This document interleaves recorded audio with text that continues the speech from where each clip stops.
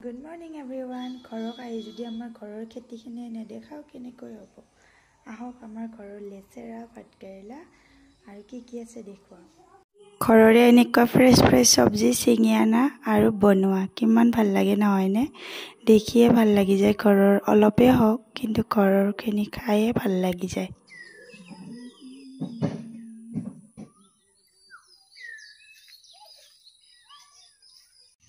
এয়া ভাতকেৰেলা নতুনকৈ লাগিয়ে আছে এটা দুটা, তথাপি আমাৰ কম মানুহ যিহেতু আমাৰ খোৱাখিনি ধুনীয়াকৈ হৈ যায়।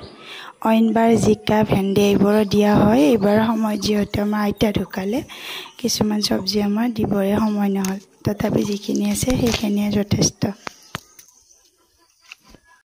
এয়া চাওক দুপৰীয়া সাজৰ বাবে মই আনিলোঁ লেচেৰা, এয়া ভাতকেৰেলা আৰু এয়া ধুনীয়াকৈ গছৰে নেমু। ভিডিঅ'টো চাই কেনে পালে কমেণ্ট কৰিব।